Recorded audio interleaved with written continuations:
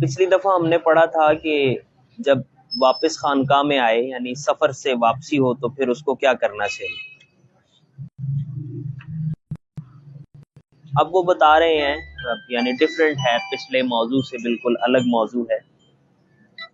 کہ وہ صوفی جو اسباب طلب کرتا ہے اس کے احوال کیا ہیں. تو وہ کہتے ہیں ان میں سے وہ لوگ جو کسی سے بھی سوال نہیں کرتے اور کسی سبب کو حاصل کرنے کی کوشش نہیں کرتے وہ بھی ہیں، اور ان میں سے وہ بھی ہیں جو اسباب کو تلاش کرتے ہیں اور جب انہیں ضرورت ہوتی ہے فاقے کے وقت وہ سوال بھی کرتے ہیں، لوگوں سے مانگ بھی لیتے ہیں. کہتے ہیں دونوں معاملوں میں ایک ادب ہے اور ایک حد ہے جس کا خیال رکھنا چاہیے اور اس سے تجاوز نہیں کرنا چاہیے.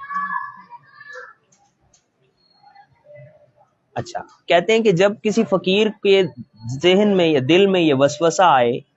کہ اسے اللہ تعالیٰ کی طرف سے یہ فہم حاصل ہوئی ہے کہ اسے سبب کو حاصل کرنا چاہیے یا سبب کو ترک کرنا چاہیے، اگر یہ وسوسہ آ جائے اس کے دل میں یعنی خیال آئے کہ مجھے یہ سبب اختیار کرنا چاہیے یا نہیں کرنا چاہیے، تو کہتے ہیں کہ اس کو لا ينبغي للفقیر ان يسأل مهما امکن، کہ اب فقیر کے لیے یہ جائز نہیں ہے کہ وہ سوال کرے جہاں تک اس سے ممکن ہو. پھر آگے روایت لے کے آتے ہیں، کہتے ہیں کہ نبی مکرم صلی اللہ علیہ وآلہ وسلم نے ترغیب کے ساتھ، یعنی ترغیب کا مطلب یہ ہوتا ہے کہ حبلا فیحتطب علی ظہرہ فیاکل ویتصدق خیر لہ من ان یاتی رجلا فیسألہ آتاہ او منعہ فإن الید العلیٰ خیر من الید السفلی. حدیث کا یہ ٹکڑا بڑا مشہور ہے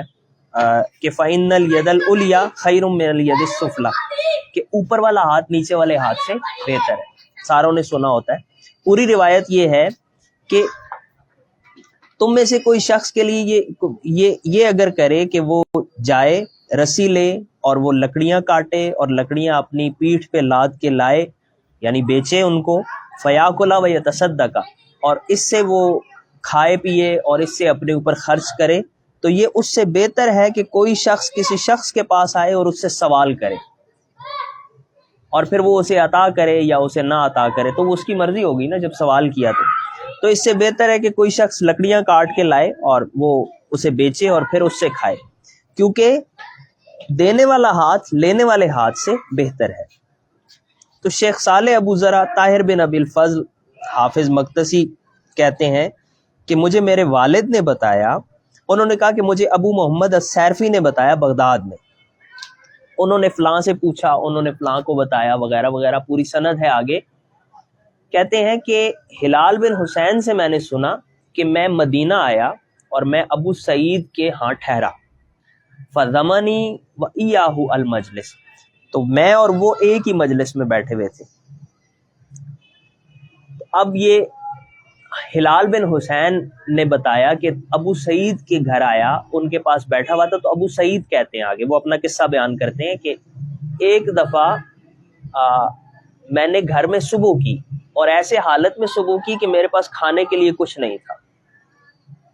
اور میں نے بھوک سے اپنے پیٹ پہ پتھر باندھا ہوا تھا. تو مجھے میری بیوی نے کہا اے رسول اللہ فقد اتاہ فلان فآتاہ واتاہ فلان فآتاہ، رسول اللہ کے پاس جاؤ، ان کے پاس فلاں آیا تھا تو آپ نے اسے عطا کیا، ان کے پاس فلاں آیا تھا تو آپ صلی اللہ علیہ وآلہ وسلم نے اسے کچھ دیا. تو کالا، انہوں نے کہا فاتیتہ، میں ان کے پاس آیا یعنی رسول اللہ صلی اللہ علیہ وسلم کی بارگاہ میں حاضر ہوا.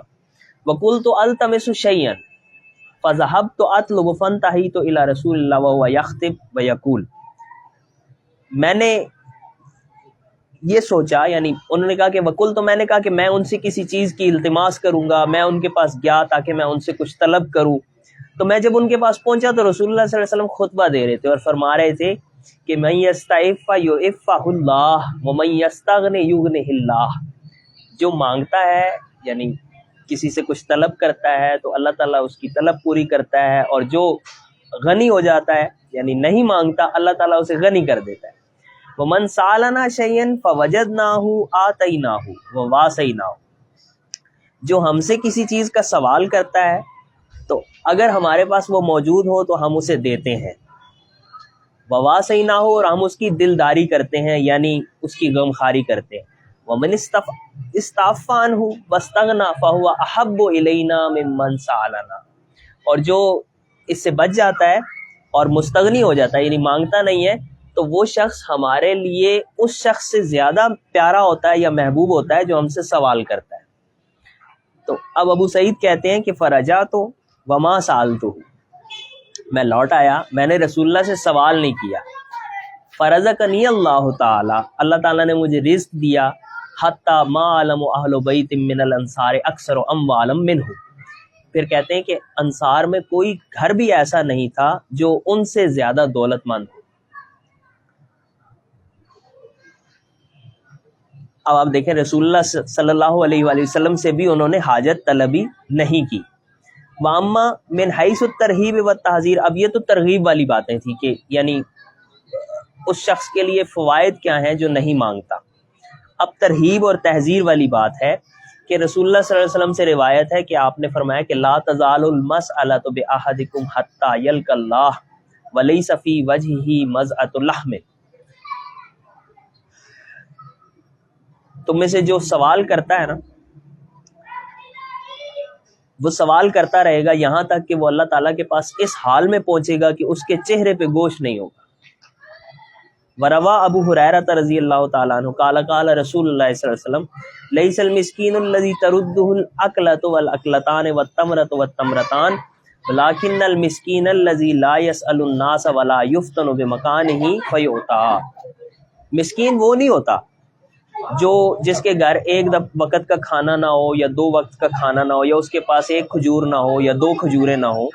بلکہ مسکین وہ ہوتا ہے جو لوگوں سے سوال نہیں کرتا اور لوگ اس کی جگہ کو یا ٹھکانے کو نہیں جانتے کہ جہاں پہ جا کے اسے عطا کریں۔ ھذا ہوا حال الفقیر الصادق، اب آگے کہتے ہیں کہ جو صادق فقراء ہیں ان کا یہ حال ہوتا ہے، اور متصوف متحقق جائے یعنی خوب کوشش کرنے والا وہ شخص جو تصوف کے راستے پہ چل رہا ہے اور محقق ہے، خوب کوشش کرنے والا ہے، وہ لوگوں سے کسی چیز کی طلب نہیں کرتا، اور ان میں سے جو ادب کو ملحوظ خاطر رکھتے ہیں وہ یوں کرتے ہیں کہ وہ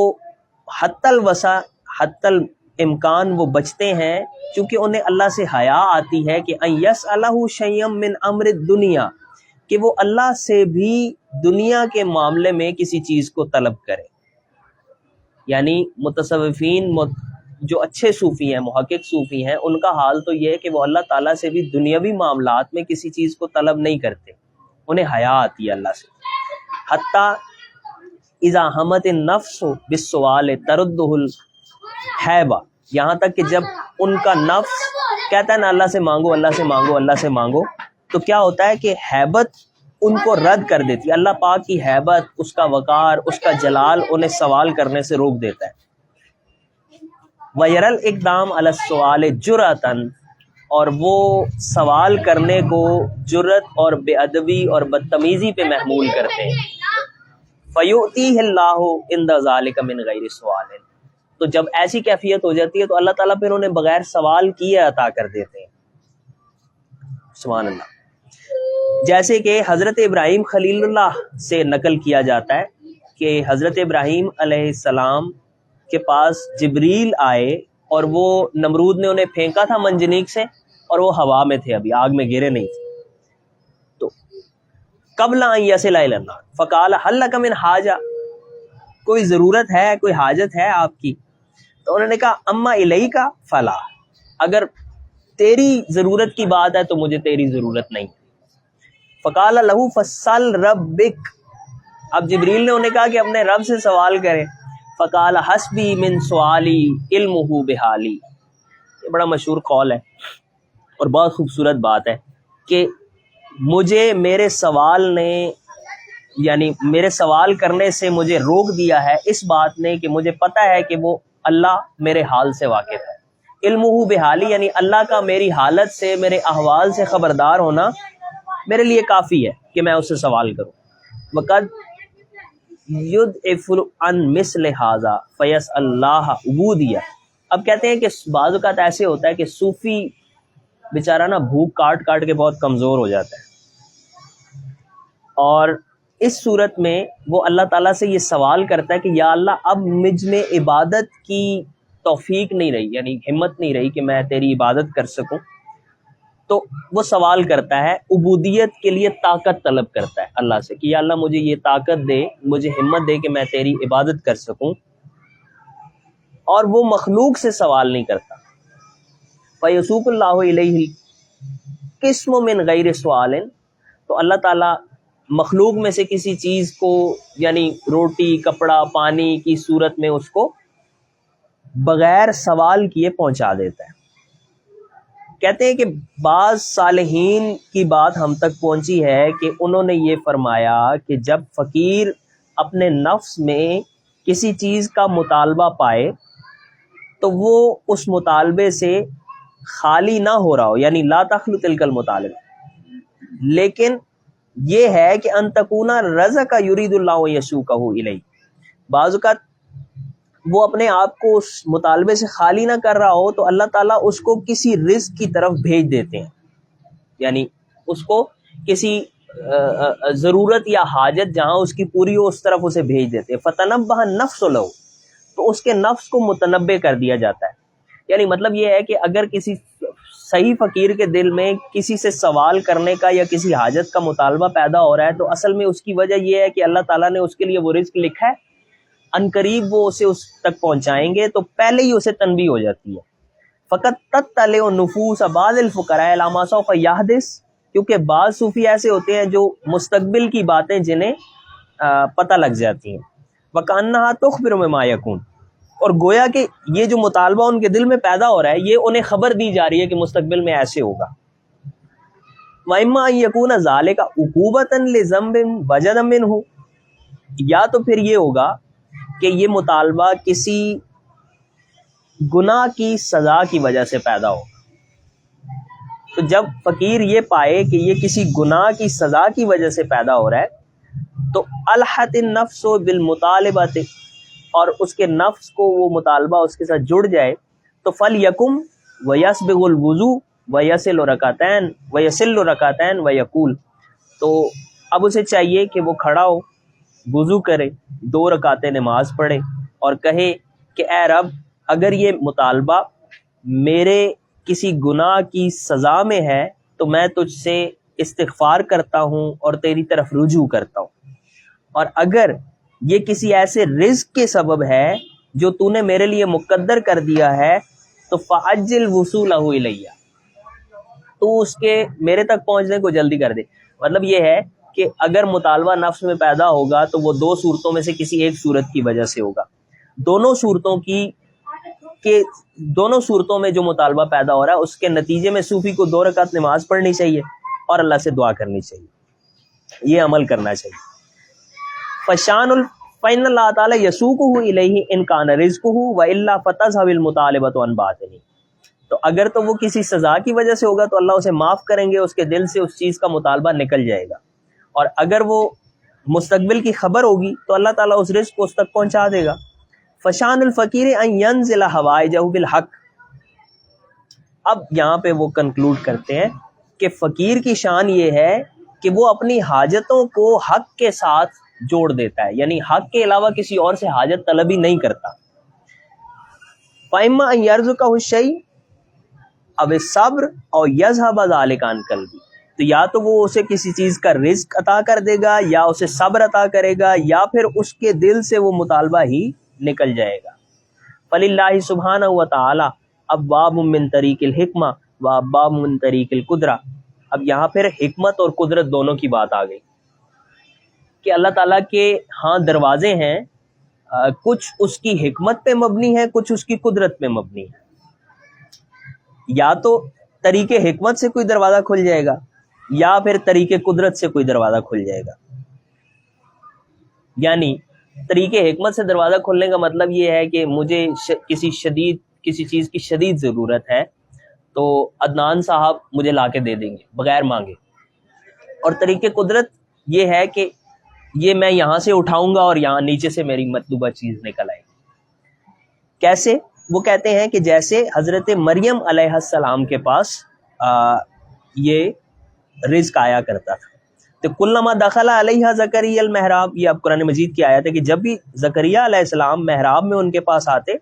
وجد عندہا رزقن، ان کے پاس رزق پاتے، قال یا مریم انا لک ھذا، کہاں سے آیا یہ؟ تو قالت، تو انہوں نے کہا کہ ہوا من عند اللہ، یہ اللہ کی طرف سے آیا ہے. یعنی خارق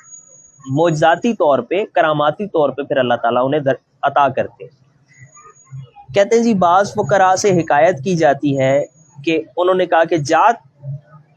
ذات یومن وکان حالی ان لا اسأل، ایک دن مجھے بھوک لگی اور حال یہ تھا کہ میں نے کسی سے سوال نہیں کیا یا میں کسی سے سوال نہیں کر سکا. تو میں بغداد کے کسی محلے میں داخل ہوا، گزرنے لگا وہاں سے کہ شاید اللہ تعالیٰ کسی کے ذریعے مجھ پہ کوئی دروازہ کھول دے اور مجھے کوئی چیز عطا کر دے، کوئی بندہ مجھے لا کے دے دے. فلم یقدر، لیکن اللہ تعالیٰ نے اس کو مقدر نہیں کیا. فنم تو جائن، میں بھوکا سو گیا. فاتا آتن فی منامی، آنے والا میرے خواب میں آیا اور اس نے مجھے کہا کہ اذهب الی موضع کذا، فلاں جگہ جاؤ، وعین الموضع، اور بعین ہی اس جگہ کیا ہے، فتم خرقۃ زرقا فیہا قطیعات، وہ وہاں پہ کپڑے کا ایک ٹکڑا ہے، اس میں کوئی روٹی کے ٹکڑے پڑے ہیں، وہ اب لے لو. اخرجھا فی مسالک، اور انہیں اپنے مسائل میں، اپنی ضرورت میں، اپنی حاجت میں استعمال کرو. فمن تجرد عن المخلوقین وتفرد باللہ فقد تفرد بغنی قادر لا یعجزہ شیء یفتح علیہ من ابواب الحکمہ. اب آگے وہ دوبارہ نتیجہ بیان کرتے ہیں کہ جو اپنے آپ کو مخلوقات سے علیحدہ کر لیتا ہے اور اللہ تعالیٰ کے لیے اپنے آپ کو تنہا کر لیتا ہے، تو اللہ تعالیٰ تنہا جو غنی ہے اور قادر ہے اس کے لیے کافی ہو جاتا ہے، اور وہ ایسا قادر ہے جسے کوئی چیز عاجز نہیں کر سکتی. تو وہ یفتح علیہ من ابواب الحکمت والقدرت کیف شاء، تو وہ اس پہ حکمت اور قدرت دونوں کے دروازے کھولتا ہے جیسے وہ چاہتا ہے، کبھی حکمت کبھی قدرت. آگے کہتے ہیں وَأَوْلَى مَنْ سَأَلَ نَفْسَهُ يَسْأَلَهَا الصَّبْرَ الْجَمِيلُ فَإِنَّ الصَّادِقَ تُجِيبُهُ نَفْسَهُ، اور بہتر یہ ہے کہ جو اپنے نفس سے کسی چیز کی سوال کرے، یعنی اپنے آپ سے کوئی چیز اگر طلب کرے تو اسے صبر جمیل طلب کرنا چاہیے، کیونکہ جو سچا آدمی ہے اس کا نفس اس کی اطاعت کرتا ہے. یعنی آپ کو خود سے اگر کبھی کوئی چیز طلب کرنی ہو، مطالبہ کرنا ہو، خود سے ڈیمانڈ کرنی ہو، تو صبر جمیل کا مطالبہ کرنا چاہیے، اس لیے کہ اگر آپ سچے ہیں تو آپ کا نفس آپ کی اطاعت کرے گا. وحکا شیخنا رحمہ اللہ تعالی، کہتے ہیں کہ ہمارے شیخ سے حکایت ہے، یا کہ ان کی حکایت بیان کی جاتی ہے کہ ان کا بیٹا ان کے پاس آیا، شیخ سے مراد ان کے چچا ہیں، ایک دن، اور اس نے کہا کہ مجھے نا ایک دن کا چاہیے، 54 جو بھی اس زمانے کے پیسے ہوں گے، حبہ چاہیے، تو سونے کا چھوٹا سا ٹکڑا، شاید ذرہ. تو کالا فقلت لہو، شیخ نے کہا کہ میں نے اسے کہا کہ ما تفعل بالحبہ، تو اس دنکے سے یا اس پیسے سے کیا کرے گا؟ تو فذکر شہوۃ یشتریھا بالحبہ، اس نے اپنی کسی لذت کا ذکر کیا جو اس حبے سے وہ خریدنا چاہتا ہے. پھر اس نے کہا کہ ان اذنک اذهب واستقرض الحبہ، اگر آپ مجھے اجازت دیں تو میں جاؤں اور میں جا کے کسی سے وہ حبہ قرض لے لوں. تو کہتے ہیں کہ شیخ کہتے ہیں میں نے کہا کہ نام استقرضھا من نفسک فہی اولی من اقرض، کہ اپنے نفس سے قرضہ لو کیونکہ وہ زیادہ اس بات کا حقدار ہے کہ اس سے قرض لیا جائے. یعنی اگر صوفی کے دل میں کسی چیز کو حاصل کرنے کی خواہش پیدا ہو تو اسے چاہیے کہ وہ اپنے نفس سے ادھار کر لے کہ صبر کر جا بھائی، تھوڑا میں تجھے لے دوں گا، ابھی ٹھہر جا. تو کسی نے اس کو نظم کیا ہے کہ اذا شئت ان تستقرض المال منفقا علی شہوات النفس فی زمن العسر فصل نفسک الانفاق من کنز صبرها علیک و ارفاقا الی زمن اليسر فإن فعلت كنت الغنی وإن ابت فکل منوع بعدها واسع العذر۔ کہتے ہیں کہ کسی نے اس کو شاعری میں منظوم کیا ہے اور اس کا ترجمہ یہ ہے کہ اگر تمہیں کسی سے قرض لینے کا دل چاہے اپنے نفس کی شہوات کو پورا کرنے کے لیے اس وقت جب تم تنگی کے زمانے میں ہو، تو اپنے نفس سے کہو کہ وہ صبر کے خزانے میں سے خرچ کرے، اور تمہارے لیے نرمی ہو جائے گی اس صورت میں جب تمہیں آسانی کا وقت ہوگا تو تم پھر سہولت سے ہوگے، اور اگر تم نے ایسا کیا تو تم غنی ہو جاؤ گے، اور اگر تم نے ایسا نہ کیا تو پھر تم شدید تکالیف کا شکار ہوتے رہو۔ تو کہتے ہیں نا کہ قناعت جو ہے وہ دولت مندی کی چابی ہے، تو یہ تقریباً وہی بات ہے۔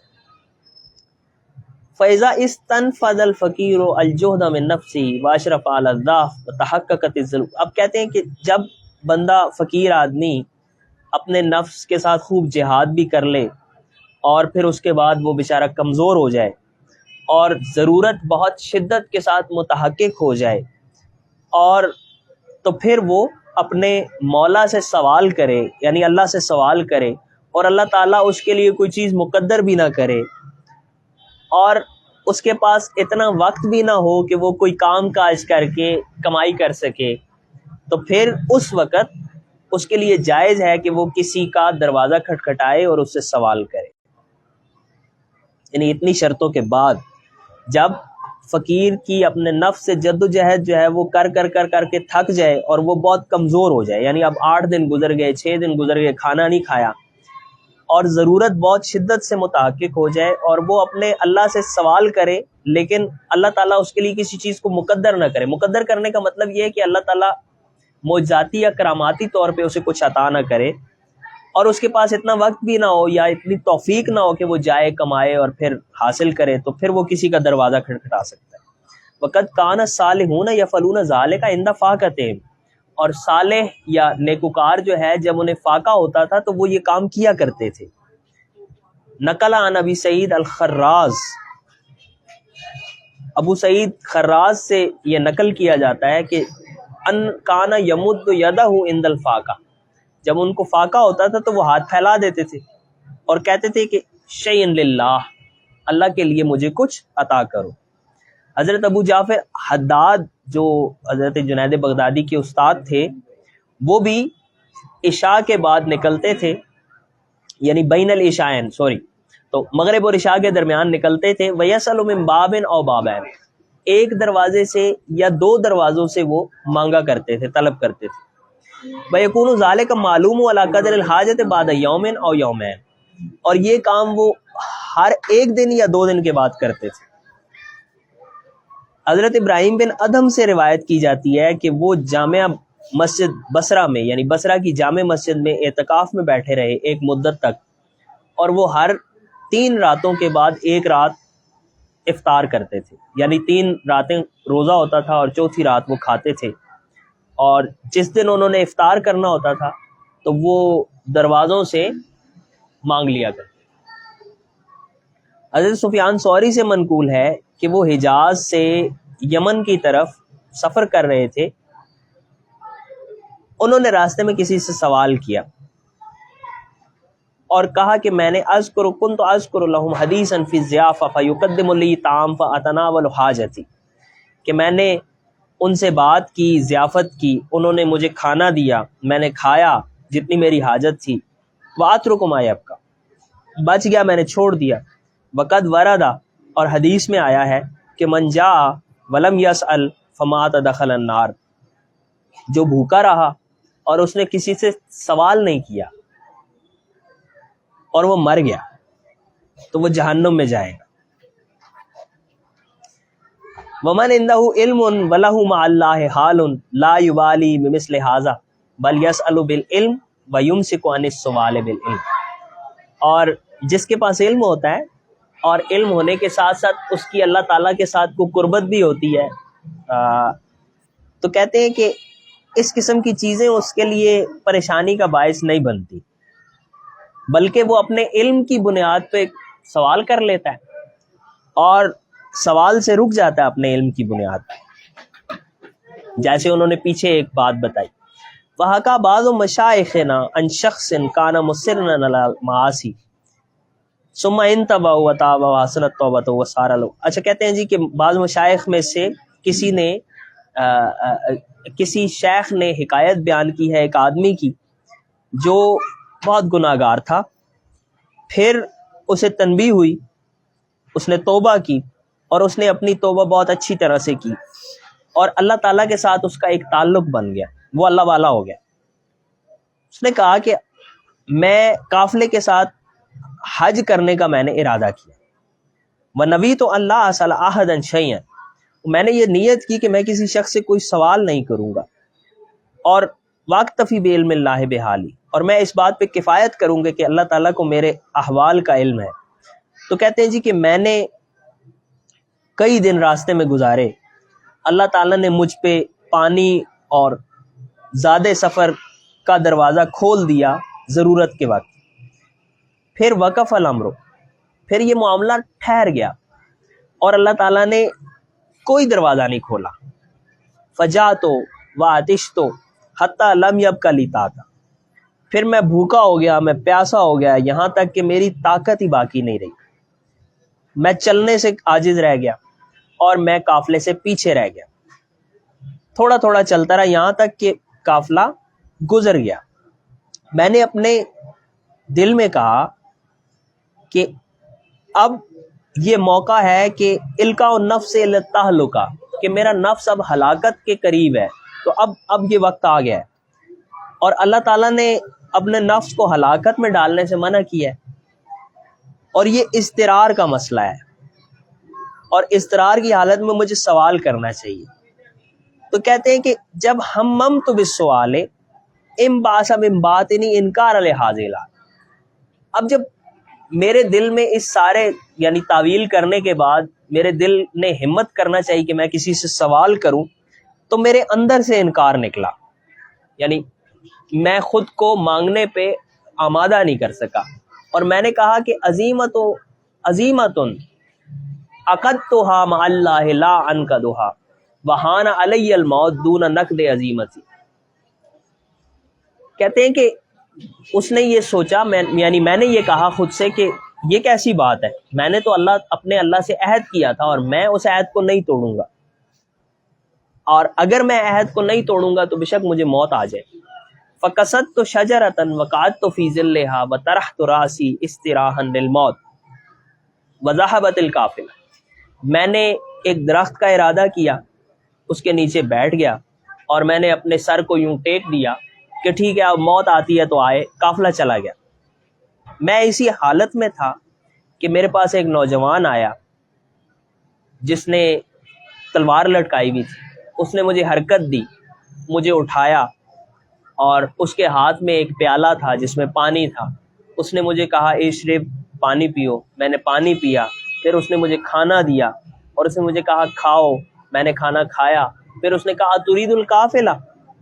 قافلے کے ساتھ جانا ہے تم نے؟ میں نے کہا کہ من لی بالقافلہ وقد عبرت، میں قافلے تک کیسے جا سکتا ہوں، وہ تو گزر گیا. اس نے مجھے کہا قم، اٹھ، اور اس نے میرا ہاتھ پکڑا، چند قدم میرے ساتھ چلا. پھر اس نے مجھے کہا اجلس فالقافلۃ الیک تجی، بیٹھ جا، قافلہ تیرے پاس آئے گا. فجلست سعدا فاذا انا بالقافلۃ ورائی متوجہۃ الی ھذا شأن من یعامل مولاہ بالصدق. میں ایک گھڑی بیٹھا اور پھر یوں ہوا کہ قافلہ میری طرف آ رہا تھا، میں اس کے ساتھ شامل ہو گیا.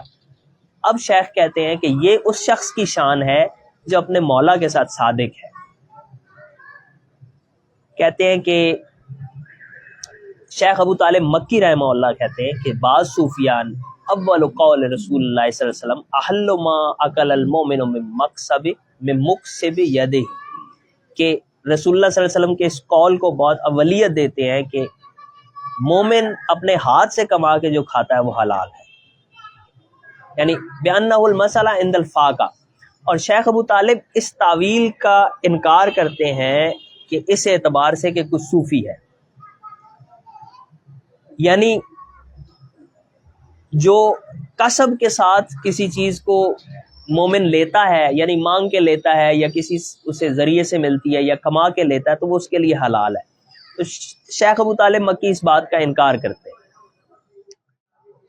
اب کہتے ہیں کہ بعض صوفی یہ کہتے ہیں کہ جو صوفی ہے اسے ہاتھ سے کمانے کا ارادہ نہیں کرنا چاہیے، یعنی اس بات کا انکار کرتے۔ بعض کہتے ہیں کہ اسے خود کمانا چاہیے، بعض کہتے ہیں اسے نہیں کمانا چاہیے۔ بہرحال